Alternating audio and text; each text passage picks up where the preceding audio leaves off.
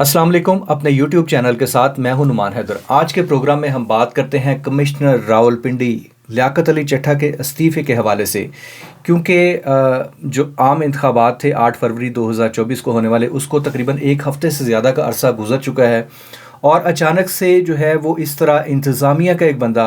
जो कमिश्नर रावलपिंडी है, जो कि ना तो कोई रिटर्निंग अफसर था ना डिस्ट्रिक्ट रिटर्निंग ऑफिसर था, तो उसने जो है वो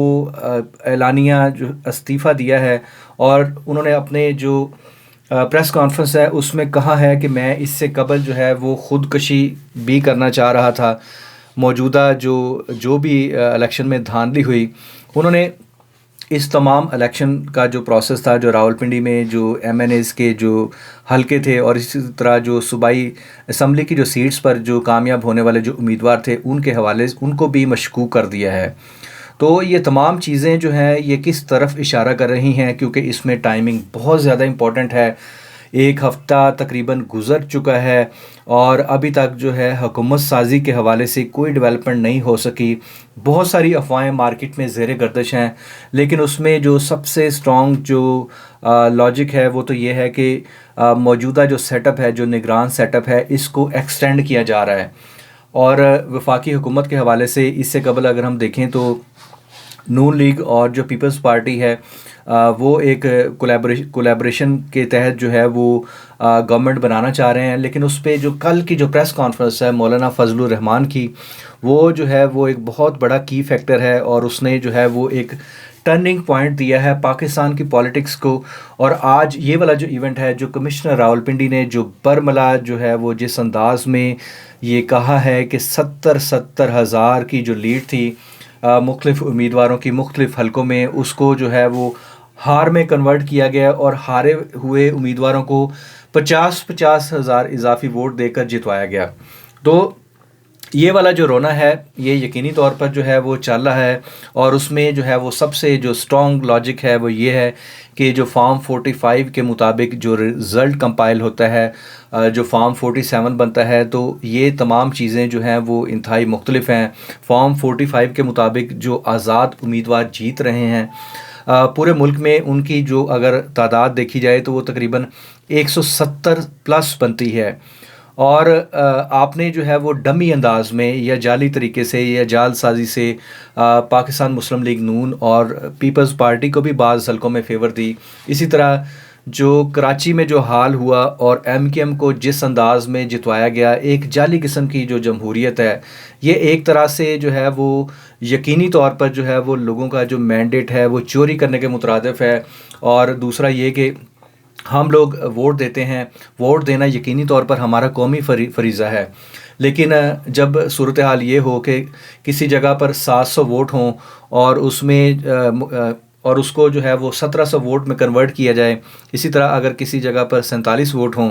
और उसको 2047 में कन्वर्ट किया जाए, तो यकीनी तौर पर जो है ये जो फॉर्म 45 वाला जो ब्लंडर्स किए, इलेक्शन आपने जितवाना था उससे कबल जो है वो जितनी सियासी पॉलिटिकल इंजीनियरिंग की गई और उसके अलावा जो इंतखाबात के हवाले से जो कुछ भी किया गया सब के सामने है।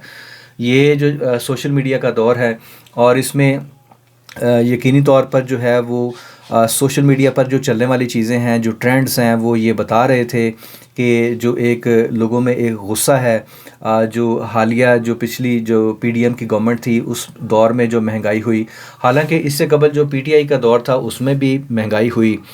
लेकिन जो सारे का सारा जो प्रोपेगेंडा था वो कन्वर्ट हुआ और एक जो एग्रेशन था, आवाम के अंदर भी एक गुस्सा था और उसका नतीजा ये निकला कि लोगों ने जो है वो बढ़ चढ़ कर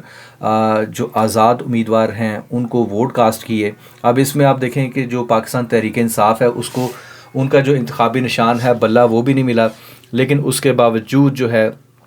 आज़ाद उम्मीदवारों ने जो है वो मुल्कगीर जो है, अगर इसको लेट सपोज़ अगर बल्ले के निशान के साथ और अगर उसमें जो है वो दीगर फैक्टर्स भी एक लेवल प्लेइंग फील्ड जिसकी जो है वो बिलावल भुट्टो जरदारी और कई दीगर सियासतदान बात करते हैं, वो अगर पाकिस्तान तहरीक इंसाफ को मिलता तो यकीनी तौर पर जो है वो फिर नताइज मुख्तलिफ होते। ये भी हो सकता था कि ये जो 266 हलकों में जो इलेक्शन हुआ, ये यकीनी तौर पर जो है वो एक ही जमात के 220 से ज़्यादा सीटें आती। तो अब जो भी सूरत हाल बनी है उसमें ये वाला जो टर्निंग पॉइंट है, ये जो मूव है कमिश्नर रावलपिंडी लियाकत अली चट्ठा का, इसको आप प्लांटेड कहें,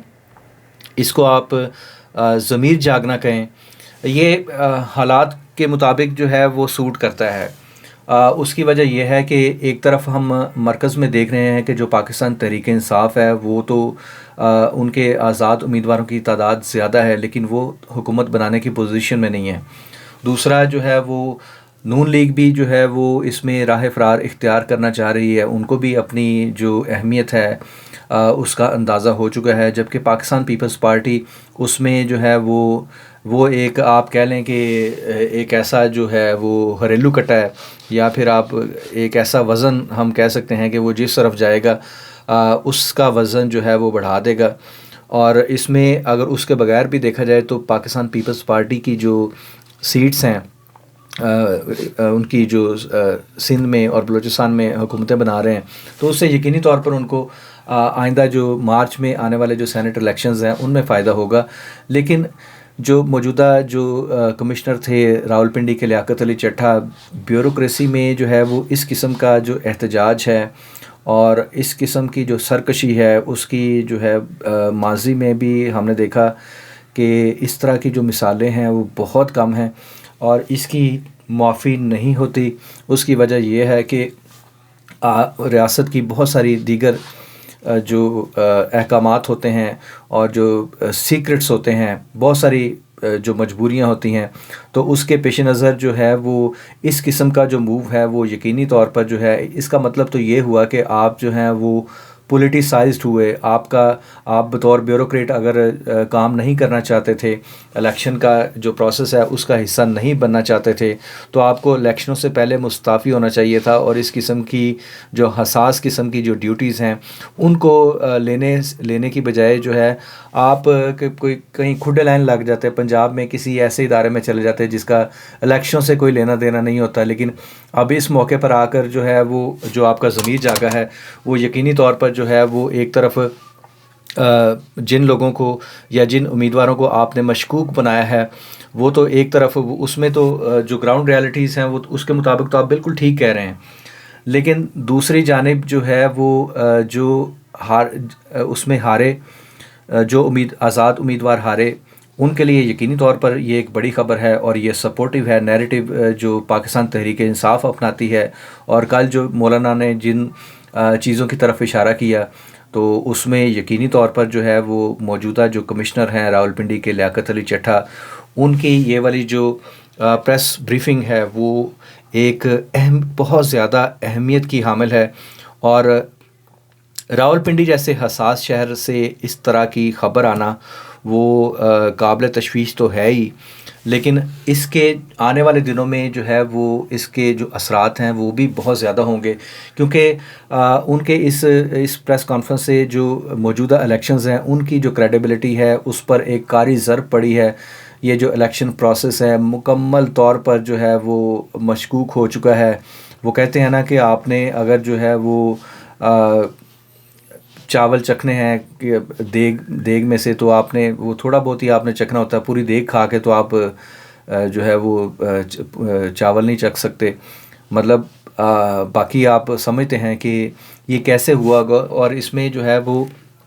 ये तो रावलपिंडी की बात हुई, और रावलपिंडी जो है रावलपिंडी और इस्लामाबाद में जो है वो जिस तरह से मुस्लिम लीग नून को और जो दीगर सियासी जमातों को यहाँ से सीटें जितवाई गई